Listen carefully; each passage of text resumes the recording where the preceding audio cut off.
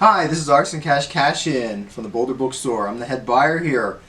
Today I want to talk about some books, but I want to talk to you about them in the context of my job, my least favorite part of the job, and my favorite part of the job. So we're going to start with the bad news, my least favorite part of the job. And that is when I have to pull returns. In books stores, the books are returnable to the publishers. So if we don't sell them, we can send them back for credit. Now, as a buyer, I've brought all these books into the store thinking we are going to sell them. So every return is kind of a little mini failure. And it's unavoidable, but it still can be painful when it happens. So earlier this week, I was pulling returns in the new hardback nonfiction section. And there were just some books I couldn't bear to return. So I have left them on the shelf for a little more time to see if they can work. Sometimes books are returned because they've had a life and they've sold 20 or 30 copies, but now they're not selling anymore. Other times we don't sell any copies and I got to return them all. So this is a mixture of those two. Some were successful for a while and then died off, but many of them have never had their moment. And of course, many of these books came out in January or February, and with COVID and everything that's been happening the last few months, they didn't really get their fair shot. So I thought I'd point out some of these books that I thought were particularly relevant for what is going on in America right now and made it hard for me to pull them off the shelves. The first one is Olympic Pride, American Prejudice. And it's based on a documentary about the 1936 Olympics in Berlin. And it talks about the 18 African American athletes from America that participated in those Olympics, where they were fighting the prejudice of the Nazis, obviously, but also the prejudice in America and the Jim Crow South. And everybody knows the story of Jesse Owens from those Olympics, and he was really the hero of those Olympics. But there were 17 other African American athletes who had to overcome many obstacles to get to those Olympics. And this is just a great story of the Jim Crow South at the time and trying to overcome those obstacles to be a great athlete. So, Olympic Pride, American Prejudice. Many people saw the movie Green Book a couple of years ago, and this is a history by Gretchen Soren called Driving While Black.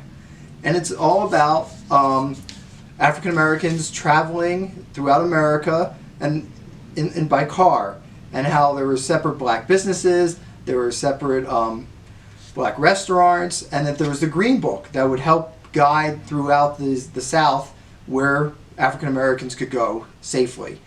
And it talks about the whole culture for the car culture and what it meant to the black community. So it's a fascinating look at that real life history that was somewhat behind the movie Green Book. Really well done.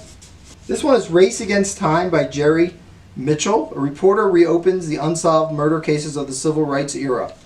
So several of the most notorious crimes of the 60s, the Medgar Evers killing, the Mississippi church bombings, these were not solved, even though it was an open secret largely who had done these. You know, they're all the Klans, but people know who the Klansmen were.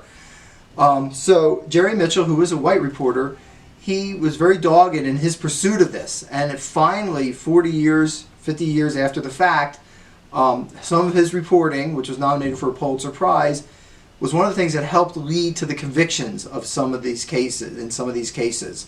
It's a great story about kind of justice long denied and finally being seen towards the end. So this is another great history that I think would be of interest to people. Finally, this is a book we did well with when it first came out, but the Obama portraits. So the portraits, every president has their portrait, and the Obama portrait is quite unique. I mean, you can just see it here. It's amazing. And on the back cover is the portrait of Michelle. And I like in here, you can see Michelle sitting for the original portrait. So this is a fun book. It goes back into the history of presidential portraits, but also talks about kind of the unique art that went behind the creating of these portraits of the Obamas. So it's a really nice book, especially if you're feeling nostalgic, which how can some of us not be?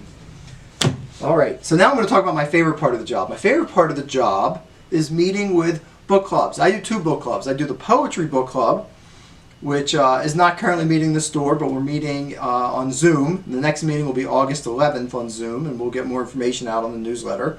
And the other book club I do is when I interview authors with Maeve Conran on KGNU, the KGNU Boulder Bookstore Radio Book Club. And that airs on the 4th Thursday of every month at 9 a.m. And we've had a number of great authors who we've come and I've had the privilege of interviewing. And so I wanted to talk about this month's book that is airing, well, when you see this, it will have aired yesterday. But anyway, the book we talked about was Lisa C.'s The Island of Sea Women. A lot of people know Lisa C. She has been around for quite a long time. Snowflower and the Secret Fan is probably her most famous book. This book was such an immersion into the life of this island off the coast of Korea. I had no idea the history, and the women are divers there, and they're actually the people who have been discovered to withstand cold better than any other people on Earth.